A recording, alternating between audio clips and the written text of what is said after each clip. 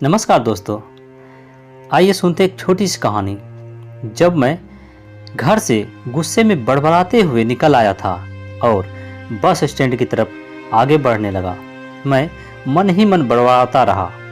पता नहीं कितने पैसे छुपा के रखे हैं, लेकिन मेरे लिए एक बाइक नहीं ले सकते। अब मैं यहाँ से चला जाऊँगा और तब तक वापस नहीं आऊँगा जब तक मैं खुद के पैसों से बाइक नहीं खरीद लेता। इतना सोच ही रहा था, तभी मेरे पैर में मुझे कुछ चुभने का एहसास हुआ। नीचे देखा तो समझ आया कि जल्दीबाजी में पापा के जूते पहन आया हूँ। उन जूतों में कील उभड़ी हुई थी जो मेरे पैर में बार बार घाव किए जा रही थी। लेकिन उस समय गुस्सा अधिक था तो मैं बड़बड़ाते हुए आगे बढ़ गया। एकाएक मुझे याद आया कि मैं पापा का पर्स भी साथ ले आया हूँ। मेरे खुराफाती दिमाग में एक ख्याल आया, क्यों ना आज पापा का पर्स चेक किया जाए, जिसे आज तक उन्होंने किसी को हाथ तक लगाने नहीं दिया था। पता नहीं कौन सा खजाना छुपा है इस पर्स में जो किसी को हाथ नहीं लगाने देते। जब मैंने पापा का वह पुराना पर्स खोलकर देखा तो उसमें पैसे तो नहीं मिले, लेकिन पैसों की जगह एक डायरी रखी हुई थी। तब मैंने सोचा, ओह, तो यहाँ खजाना छुपा रखे हैं। मैं समझ रहा था कि यहाँ पापा ने लिखा होगा कि किस से कितने पैसे लेने हैं और किसको कितने पैसे दिए हैं, लेकिन मैं गलत था। जब मैंने उस छोटी सी डायरी का पहला पेज खोलकर देखा तो वहाँ पर जो लिखा था वह थोड़ा सीरियस कर देने वाला था।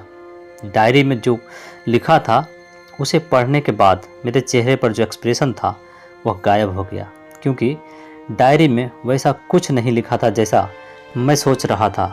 वहाँ पर उन पैसों का हिसाब लिखा हुआ था जो अलग अलग कामों के लिए अलग अलग लोगों से उधार लिए गए थे।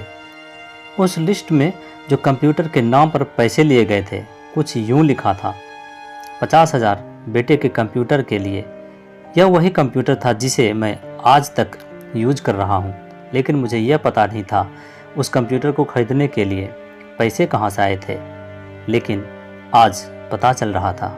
मुझे आज भी याद है जब मैंने पहली बार कैमरे के लिए जिद की थी, जो मेरे पापा ने मुझे 2 हफ्ते बाद मेरे बर्थडे पर ला कर दिया था, जिसे देखकर मैं बहुत खुश हुआ था।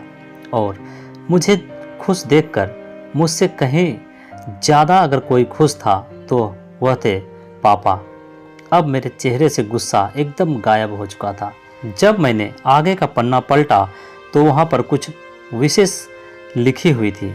पहली जो विश थी उसमें लिखा था, अच्छे जूते पहनना।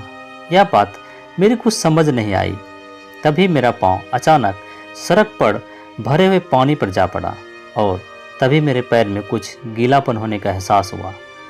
मैंने जूता उतार कर देखा तो उसका तला टूटा हुआ था। यह देखकर मुझे डायरी में लिखी बात याद आ गई।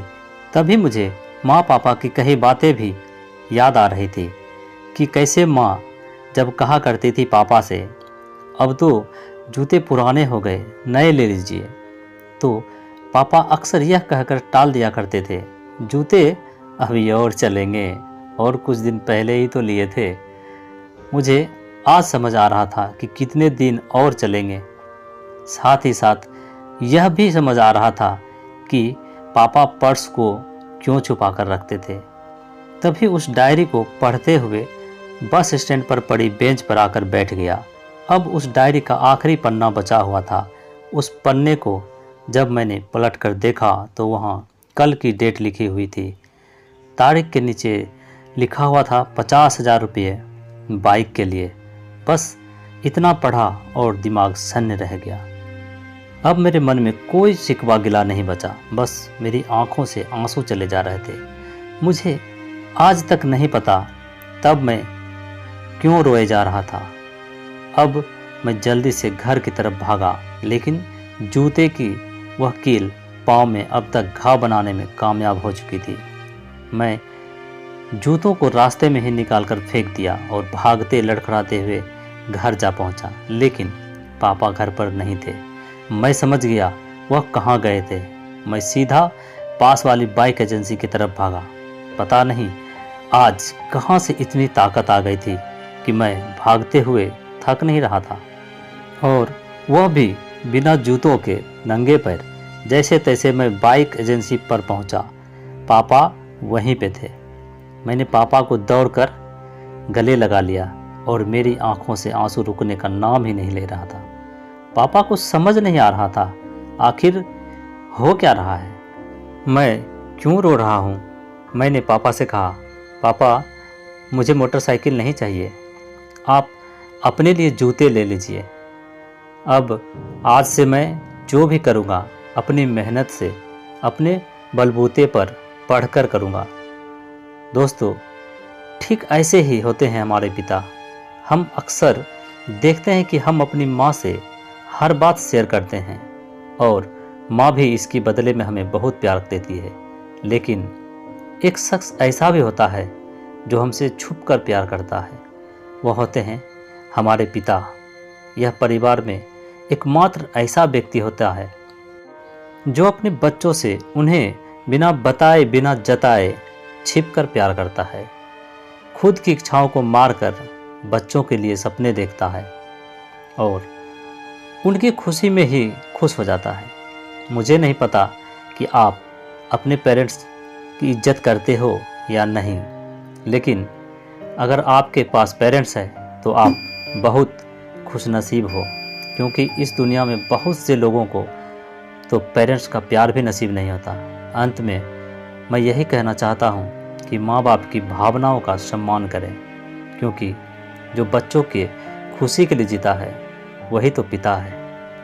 दोस्तों, ये छोटी सी वीडियो आपको कैसी लगी कृपया कमेंट में ज़रूर बताएं, और वीडियो पसंद आया तो वीडियो को लाइक करें, चैनल को सब्सक्राइब करें। वीडियो देखने के लिए आपका बहुत बहुत धन्यवाद।